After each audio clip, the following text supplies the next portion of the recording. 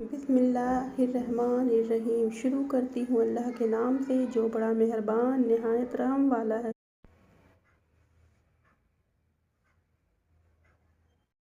रुक़ैया कहीं बाहर गई हुई रहती है।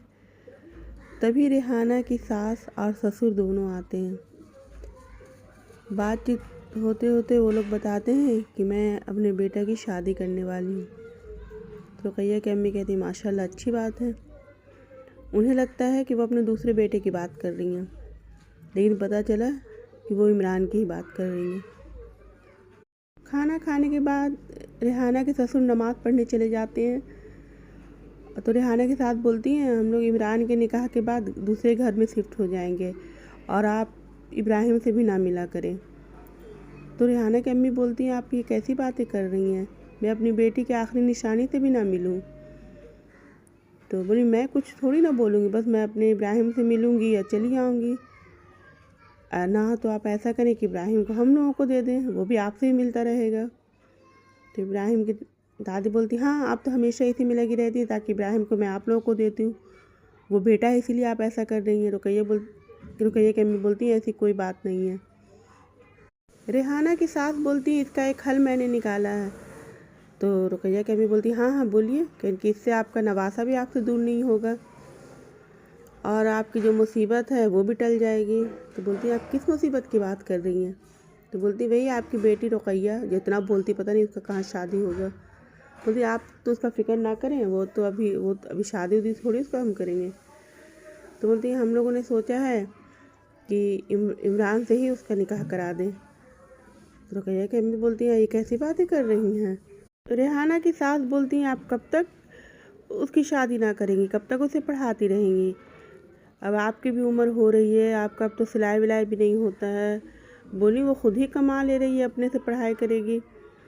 बोलती भाई चलिए, मैंने तो आपको बोला था कि अगर वो बोलती हैं मैंने तो सोचा था कि आपको आपके नवासे से मोहब्बत है तो आप अपनी बेटी का निकाह करवा देंगी। अरे हम लोग तो आपके भले के लिए ही सोच रहे हैं, ना जहेज़ लेंगे ना कुछ लेंगे और वहाँ खुश भी रहेगी। किस चीज़ की कमी है हम लोगों के पास, और सीधे उधर जा जा के पढ़ाने की ज़रूरत भी नहीं है। अब पता नहीं पढ़ा रही क्या कर रही है। रुक़ैया की अम्मी बोलती अरे आप कुछ बोलने से पहले सोच तो लें। तभी रुक़ैया भी आ जाती है और इमरान के पापा भी आ जाते हैं। ये लोग शाम का चाय वाय पी के चले जाते हैं अपने घर। रुक़ैया के घर आने के बाद रुक़ैया की अम्मी उसे सारी बातें बताती हैं। रुक़ैया को ये सुनकर अपने कानों पे यकीन ही नहीं होता है कि क्या बातें कर रही है, मैं और इमरान भाई से निकाह। रुक़ैया बोलती है ऐसा आपने सोच कैसे लिया, जिस इंसान का मैं शक्ल नहीं देखना चाहती हूँ, जहाँ मैं जाना नहीं चाहती हूँ, सिर्फ इब्राहिम की वजह से मैं उन लोगों को बर्दाश्त करती हूँ, और आप ऐसे जगह मुझे कह रही हैं कि मैं निकाह कर लूँ। और अम्मी जान मुझे अभी पढ़ाई करनी है, मुझे सब कुछ करना है, आप अब क्या बोल रही हैं। वो रोते हुए अपने रूम में चली जाती है। रुक़ैया की अम्मी रुक़ैया से बोलती हैं मुझे माफ़ कर दो, मैंने ऐसा सोचा भी कैसे, मैंने ऐसा कह भी कैसे दिया। अल्लाह ने मुझे 3 बेटियां अता की, जिसकी वजह से मेरे शौहर ने मुझे छोड़ दिया, और उन तीनों में से मैंने एक को भी सही से नहीं संभाल सकी। एक तो बचपन में ही अल्लाह को प्यारी हो गई, एक थोड़ी और बड़ी हुई तो उसकी शादी मैंने कर दी, वो भी अल्लाह को प्यारी हो गई। अब मैं तुम्हारे ख्वाब के बीच में भी आ रही हूँ, खुदाया मुझे माफ़ कर दे। लेकिन पता नहीं रुक़ैया को उस वक्त अपने दिमाग पे क्या था, वो फिर भी अपनी अम्मी की बात अनसुनी करके अपने रूम में जाके रोने लगती है। लेटी लेटी वो अपनी पुरानी यादें ताज़ा करती है, उसे सब पहली बातें याद आने लगती है। वो सारे ख्वाब भी जो वो देखती थी और ज़बरदस्ती रिज़वाना को बताती थी, सारी बातें उसको अचानक याद आने लगी। फिर वो बातें भी याद आई जब इस बार रेहाना आई थी तो जाने के वक्त उसे एक गोल्ड की अंगूठी देती है और बोलती है इस अंगूठी को रखो, जब कभी भी पढ़ाई के लिए ज़रूरत पड़े तो इसे बेच के अपने काम में ले आना और दिल लगा के पढ़ाई करना, और जो तुम्हारे ख्वाब है वो अपने ख्वाब पूरे करना। हाँ लेकिन एक बात है, मेरी इब्राहिम को कभी मत छोड़ना, चाहे मेरे कितने भी बच्चे हो जाएं, मगर जो इब्राहिम के लिए मेरे दिल में मोहब्बत है वो किसी के लिए नहीं हो सकता। तो रुक़ैया बोली भी कि आप ऐसी ऐसी बातें क्यों कर रही हैं, रेहाना बोलती अरे कुछ नहीं, बस ऐसे दिल किया। अब रुकैया को समझ में आ रहा था कि लगता है आप ही को पहले से पता हो गया था कि अब वो ज़्यादा दिन की मेहमान नहीं है इस दुनिया में। ये सोचकर उसे और रोना आने लगता है। रुकैया को वो बातें भी याद आ जाती है जब रिजवाना और रुकैया बच्चों को लेकर बाहर जाती हैं कि चलो कुछ खाया जाए, ख़रीदा जाए। तभी रुकैया को अचानक फील होता है कि उसके कपड़े गंदे हो रहे हैं, क्योंकि वो पीरियड में थी। तो वो वापस आ जाती है। चाबी रिजवाना के घर पे ही था, वो चाबी लेने के लिए आती है। तभी वो सफ़ीना की बातें सुन लेती है, जो वो माहा और दुआ को बता रही थी कि रेहाना ने शादी सिर्फ़ इसलिए की अपने सारे ख्वाहिश ख्वाब को अधूरा छोड़कर, कि रुकैया के जो ख्वाब हैं वो पूरे हो सकें, उसके अम्मी पे ज़्यादा बोझ ना हो। कम से कम एक मेरी शादी हो जाएगी तो अम्मी पे कम बोझ रहेगा, क्योंकि अम्मी ने हमेशा से दुख तकलीफ़ ही सहा है, और वो भी सिर्फ़ हम बेटियों की वजह से। अगर हम बेटी की वजह से, अगर हम तीनों में से एक भी बेटा हो जाता तो हमारे अब्बू हमारी अम्मी को नहीं छोड़ते। तो अम्मी ने तो ऐसी ही तकलीफ़ हम लोगों के वैसे उठा चुकी हैं। अगर मैं उनकी तकलीफ़ को कम नहीं कर सकती तो बढ़ाऊँगी भी नहीं। और मैं चाहती हूँ कि मेरी बहन रुकैया के सारे ख्वाब पूरे हों, इसीलिए मुझे अपने ख्वाब अधूरे छोड़ने होंगे और मुझे इमरान से निकाह करना होगा। ये बातें याद करते करते उसको अचानक घड़ी पे नज़र पड़ती है। देखती रात के 3 बज रहे हैं। फिर वो हड़बड़ा के उठती है, बोलती है खुदा, मैंने ये क्या किया? मेरी अम्मी रो रही थी, मुझसे कुछ कह रही थी, मैंने ना उन्हें देखा ना उनकी बातों पे ध्यान दिया, और मैं आ गई। वो जल्दी से दरवाज़ा खोलकर बाहर आती है तो देखती है कि उसकी अम्मी जानेमाज़ पर लेटी हुई हैं। वो अपनी अम्मी के बगल में लेट जाती है और बोलती है, प्यारी अम्मी, मुझे बहुत ज़ोरों की भूख लगी, क्या आप मुझे खाना नहीं खिलाएंगी? मगर उसकी अम्मी कुछ रिस्पॉन्स नहीं करती हैं। वो दोबारा जब उससे बोलती है, फिर उनका हाथ छूती है तो देखती हैं कि उसकी अम्मी बेहोश हैं। वो जल्दी से अगल बगल वाले को आवाज़ देती है। वो लोग भी सब अच्छे होते, जल्दी जल्दी आते हैं, उन्हें उसकी अम्मी को हॉस्पिटल लेकर जाते हैं। तो पता चलता है कि इनका बीपी बहुत ज़्यादा लो हो गया था, शुगर बढ़ गया, और किसी वजह का ये सदमा लिए, इसी वजह से ये बेहोश हो गई। रुकैया अपनी अम्मी से बोलती है, अम्मी जान, आप इतना क्यों सोचती हैं? अगर खुदा न खास्ता आप कुछ हो जाता तो मैं तो अपने आप को कभी माफ़ नहीं कर पाती। चलिए, जिस बात में आप राज़ी उसी बात में मैं भी राज़ी। चलिए, हर काम में आप बोलती ना कि अल्लाह की कुछ ना कुछ मसलहत होती है, हर काम में बेहतरी छुपी होती है। चलिए, अल्लाह की रज़ा में और आपकी खुशी के लिए हम तैयार हैं, हम निकाह कर लेते हैं। रुकैया की बातें सुनकर रुकैया की अम्मी बहुत ज़्यादा खुश हो जाती हैं। सादे तरीके से रुकैया का निकाह हो जाता है। उसकी अम्मी उसे बहुत समझा के भेजती कि जो पहला गुजर गया उसे भूल जाना, अपने ससुराल को ही सब कुछ समझना। रुकैया के ससुर माशाल्लाह बहुत अच्छे हैं, वो सबका ख्याल रखते हैं, सब कुछ समझते हैं। वो रुकैया की अम्मी से वादा करते हैं, आप ये ना समझें कि ये मेरी बहू है, ये मेरी बेटी है। रुकैया अपने ख्वाब के टुकड़े, डरते हुए दिल और अरमान पे पानी फेरते हुए अपने ससुराल पहुंचती है। बस उसके दिल में 2-3 ये खुशी रहती है कि चलो मेरे इब्राहिम को कोई सौतेली माँ तो नहीं मिलेगी, आज मेरी आप ही की रूह को ठंडक मिलेगी। फिर ये भी सोचती है जो भी होता है वो अल्लाह की मर्ज़ी से होता है, चलो अल्लाह की भी रज़ा है, मेरी अम्मी भी इस बात में खुश हैं, अब जो होगा देखा जाएगा, मुझे अल्लाह पे पूरा भरोसा है।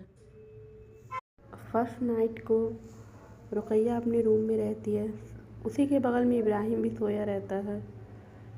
तभी इमरान अंदर आता है। इमरान को देखकर रुकैया एकदम सिमट जाती है। धीरे धीरे इमरान उसके करीब जाता है, वो और डर जाती है। इमरान उसके पास बैठ जाता है। बैठने के बाद उसका हाथ अपने हाथों में लेकर बड़े प्यार से बोलता है, तुम किसी बात की फ़िक्र मत करो, जो भी हो तुम हमसे कहना, और मुझे पता है तुम्हें पढ़ने का शौक़ है, इंशाल्लाह 2 महीने के बाद एडमिशन होगा, मैं तुम्हारा करवा दूँगा। और मैं जा रहा हूँ, बाहर सो जाऊँगा, तुम इब्राहिम के साथ यहाँ पे आराम से सो जाओ। मैं तो आने वाला ही नहीं था, मगर मेरी अम्मा ने कहा कि उसका हक क्यों मार रहे हो, जाओ उसे कुछ मुँह दिखाई दे दो, उसे थोड़ी बातें कर लो। पता नहीं उसके दिल में अभी कैसे कैसे हालात वसवसे चल रहे होंगे, तो इसीलिए मैं आया हूँ। ये बोलते हुए इमरान अपनी जेब से एक बहुत ही प्यारी अंगूठी की डिब्बी निकालता है, उसमें से अंगूठी निकाल कर रुकैया को पहना देता है। उसके बाद उसके सर पे हाथ फेरते हुए वो चला जाता है। रुकैया सोचती है कहीं ये सब मैं ख्वाब तो नहीं देख रही हूँ। मैं इमरान भाई के बारे में कितना गलत सोचती थी। अब वैसे मेरी सास का भी रवैया भी बहुत अच्छा लग रहा है, लग ही ना रहा है कि वे वही हैं। चलो जो भी होता वो अच्छे के लिए होता है। अम्मी ने कहा था, शायद अल्लाह ने इन लोग का दिमाग चेंज कर दिया है। फिर खुद ही मुस्कुराती है, सोचती अरे मैं अभी भी इमरान भाई ही बोल रही हूँ। फिर वो अपने कपड़े चेंज करती है, शुक्राने की नमाज़ अदा करके सो जाती है। माशाल्लाह से सब कुछ सही चल रहा था। रुकैया को यकीन ही नहीं हो रहा था कि वही लोग हैं जिनसे ये नफ़रत करती थी। ये लोग तो बिल्कुल ही चेंज लग रहे हैं, बिल्कुल अलग लग रहे हैं। इमरान हमेशा रुकैया की पसंद का कुछ ना कुछ लेकर आता है। इसकी सास भी इसे बहुत कम काम करने देती। फिर इमरान ने इसे कहा था कि मैं तुम्हारे स्कूल में एडमिशन भी करवा दूंगा, तुम्हें आगे पढ़ना है, तुम्हें पुलिस बनना है, मैं तुम्हारे ख्वाब इंशाल्लाह पूरा करूंगा। ज़ेबा उम्रा पर से वापस आती है तो रुकैया की अम्मी के लिए बहुत सारे तोहफे लेकर आती है और साथ में रुकैया के लिए एक गोल्ड का झुमका भी। और आते ही सलाम करती है, गले मिलती है, सारा जो उन लोगों के लिए लाती वो देती है। अब बोलती है ये झुमका तो मैं अपने हाथों से रुकैया को दूंगी। अब कहाँ है, आज तो संडे है। रुकैया की अम्मी बताती हैं कि रुकैया अपने ससुराल में है। ये सुनकर ज़ेबा एक शौक में चली जाती है, अरे ससुराल। तो फिर सारी बात उसे बताती हैं रुकैया की अम्मी। रुकैया की अम्मी उसे ज़ेबा से अपने घर के सारे हालात बताती हैं, कैसे शादी हुआ, क्या हुआ। वो बोली चलिए कोई बात नहीं, बस अल्लाह उसे अब खुश रखे और आप अपना ख्याल रखेंगी। अगर कभी भी कोई ज़रूरत हो तो हाँ मुझसे ज़रूर बोलिएगा। ये नहीं सोचिएगा कि अब आपकी बेटी मेरे बच्चों को नहीं पढ़ा रही है। और वैसे भी मैं ज़्यादा दिन तो यहाँ पे रहूँगी नहीं, 2-3 महीने के बाद मैं भी जा रही हूँ अपने हस्बैंड के पास। ये बोलकर चाय नाश्ता करने के बाद ज़ेबा अपने घर चली जाती है। 1 year later. इमरान और रुकैया का मैरिज एनिवर्सरी आ जाता है। सब बहुत अच्छे से ये लोग मैरिज एनिवर्सरी मनाते हैं। अब सब कुछ माशाल्लाह अच्छे से चल रहा था, लेकिन हाँ स्कूल में एडमिशन रुकैया का नहीं हो सका था क्योंकि इसी बीच में वो माँ बनने वाली थी, तो रुक गया। लेकिन फिर किसी वजह से उसका मिसकैरेज हो गया। लेकिन घर का माहौल माशाल्लाह से बहुत ज़्यादा खुशगवार था। रुकैया को अपना ससुराल ही पसंद आ रहा था। वो हमेशा नमाज़ अदा करती, अल्लाह का शुक्रिया अदा करती रहती कि चलो जितना डर और खौफ था मुझे वो सब दूर हो गया। रुकैया की अम्मी भी खुश रहने लगी, इब्राहिम भी माशाल्लाह बहुत खुश रहने लगा।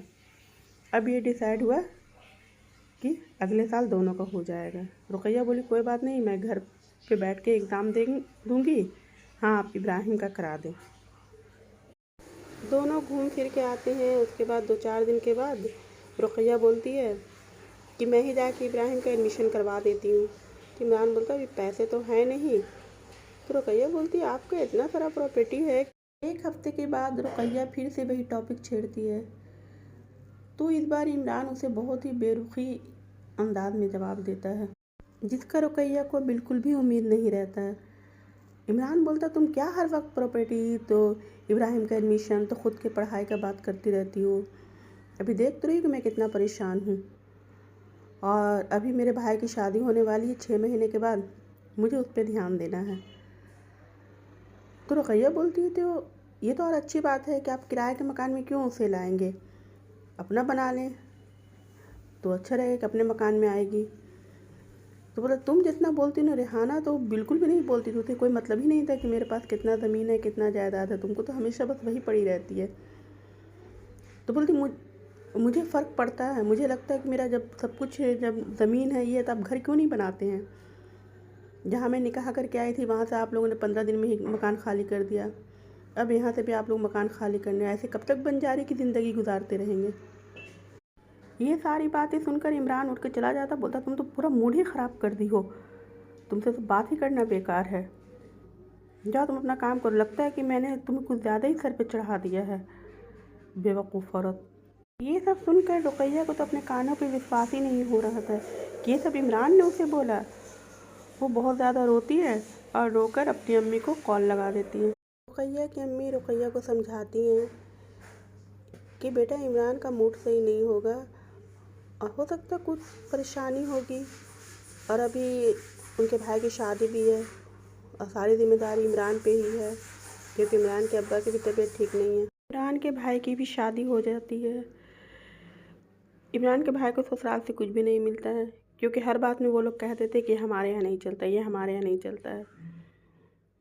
और इधर से ये लोग बहुत कुछ लेके जाते हैं, क्योंकि इमरान के भाई को बहुत शौक़ था कि मैं अपनी शादी में अपनी बीवी के लिए, चाहे जिससे भी शादी हो, हर एक चीज़ लेकर जाऊंगा, चाहे वो सोने का सेट हो या उसके पसंद के कपड़े हो, कुछ भी। शादी के 2-3 महीने के बाद ही ये लोग अलग शिफ्ट हो जाते हैं।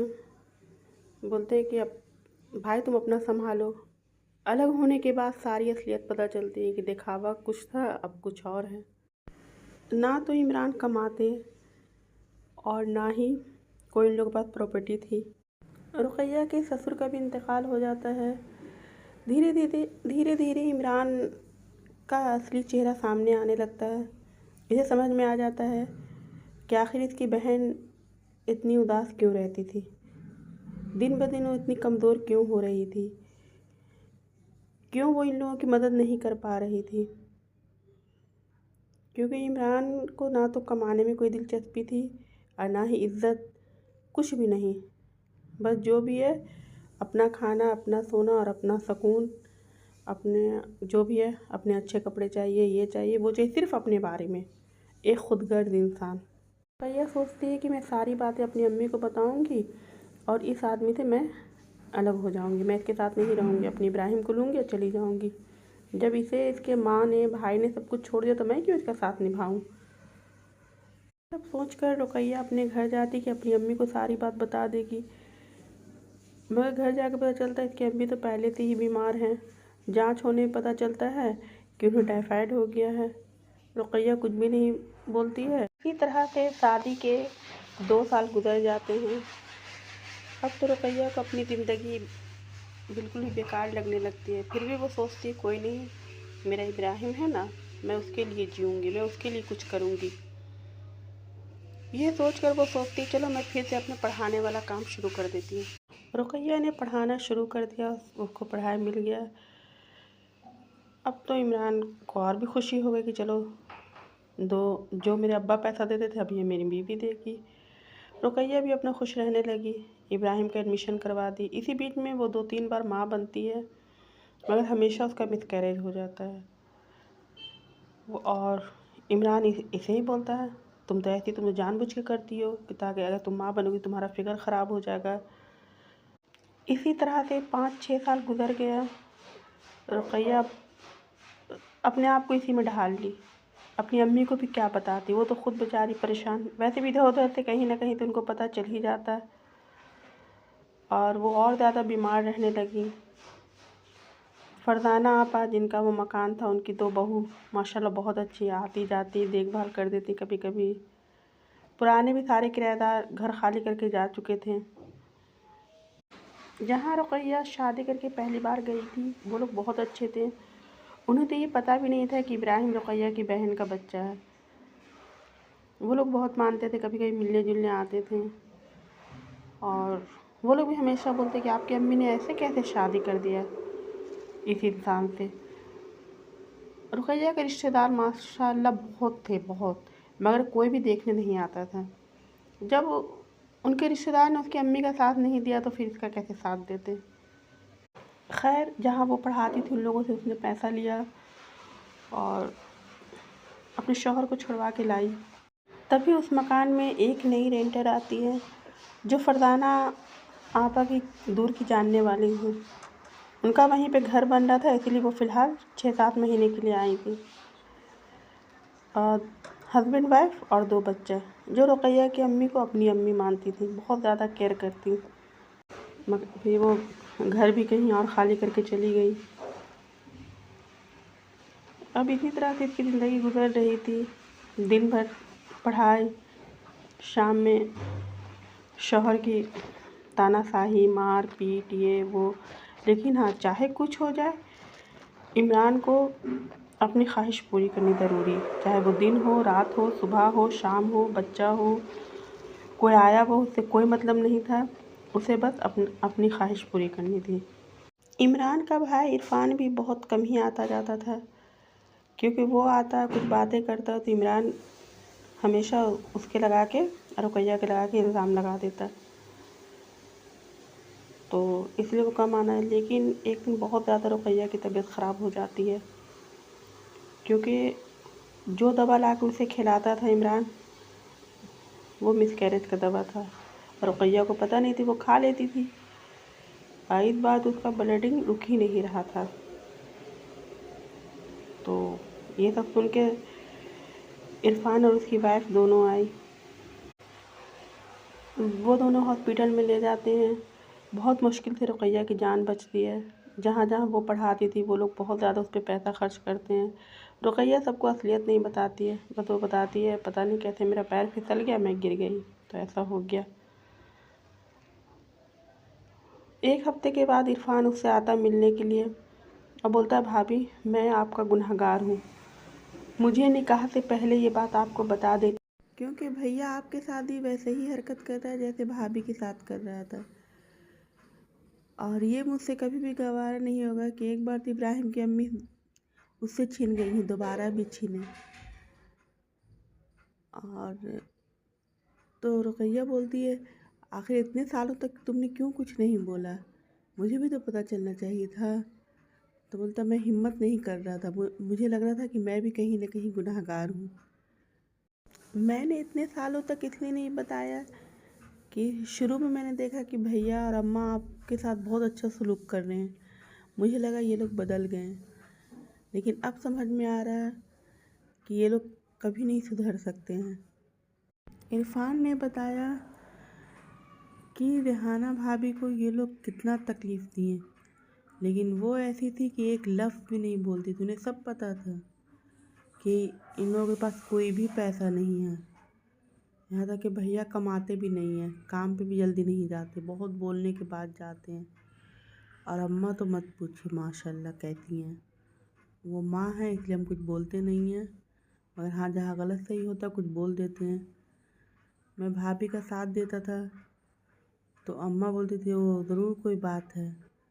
भैया बोलता था कि अच्छा, यानी तुम दोनों के बीच में देवर भाभी का रिश्ता नहीं है, कोई गलत रिश्ता है। उसके बाद इरफान ने जो बोला, मरने से 3 दिन पहले से लेके मरने के दिन तक की बात बताई कि रेहाना भाभी के साथ क्या हुआ था और वो कैसे इंतकाल की। ये सुनकर तो रुकैया को ऐसा लगा कि अल्लाह मुझे ये खून माफ़ कर दे कि मैं अभी का भी इमरान का खून कर दूँ। तभी उसे अचानक बाहर कुछ गिरने की आवाज़ आई। जब वो बाहर आकर देखती है तो